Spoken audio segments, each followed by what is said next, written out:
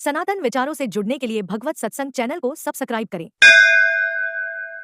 कि स्वेच्छाचारिता का समर्थन हम बिल्कुल नहीं कर रहे हैं कि रात बिरात स्त्री पुरुषों को मन माने समय से कहीं भी घूमना फिरना चाहिए, ये हम बिल्कुल नहीं कह रहे हैं।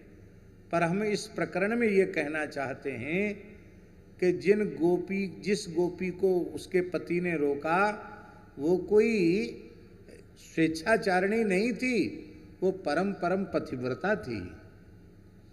पर ये पुरुष समाज की कमजोरी है, वो अपने ऊपर अंकुश कम लगाएगा, अपने ऊपर बिल्कुल अंकुश, मैं तो पति हूं ना, परमेश्वर की पदवी मुझे मिल गई तो मुझे कोई टोक नहीं सकता।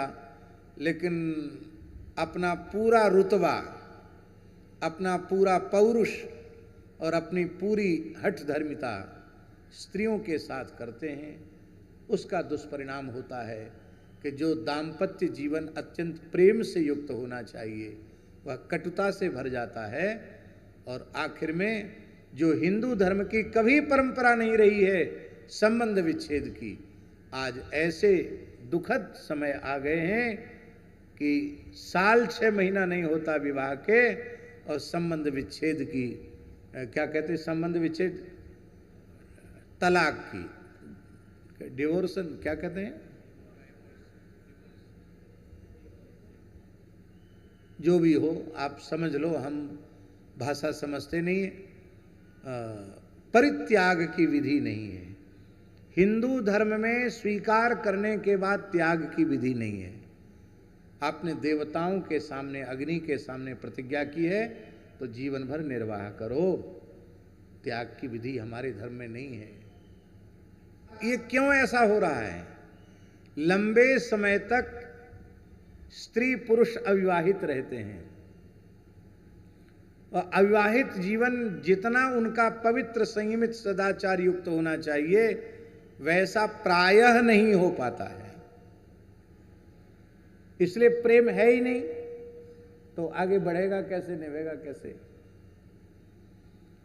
तो इसलिए पतियों का धर्म है कि वह व्यर्थ का अंकुश न लगावें और पत्नियों का कर्तव्य है कि वे पति के अनुशासन में रहें। एक दूसरे पर विश्वास करेंगे तो प्रेम बढ़ेगा और एक दूसरे पर संदेह करेंगे तो प्रेम बढ़ेगा? प्रेम नहीं बढ़ेगा, प्रेम समाप्त हो जाएगा। जल पय सरिस विकाय देखहु प्रीति की रीति भल, बिलग होय रस जाय कपट खटाई परत पुनि। हमारे पूर्वजों ने कभी किसी ने संबंध विच्छेद की कल्पना की थी? क्या हमारे धर्मशास्त्र के अनुसार ऐसी कोई न्यायिक व्यवस्था है जिसमें संबंध विच्छेद किया गया हो? बिल्कुल नहीं है। हमें अपने बचपन की याद है, घर की बड़ी बूढ़ी माताएं दिन में 2:30-3 बजे 4 बजे भोजन करती थी। क्यों भाई 4 बजे भोजन? बोले दादा वो गांव में कथा बांचवे गए हैं और सप्ताह कथा कहने गए हैं, अब तो उनने खा लिया होगा, तब खाते थे। कितना प्रेम, कैसी सभ्यता!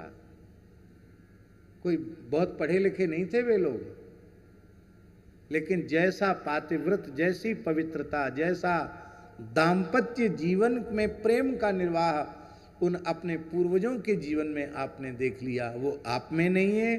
और जो आप में दिख रहा है वो आपके बच्चों में और उनके होने वाले बच्चों में नहीं, क्योंकि हमने अपनी संस्कृति को छोड़ दिया और अपसंस्कृति, जो विदेशी संस्कृति है, उस संस्कृति को अपना आदर्श मान लिया।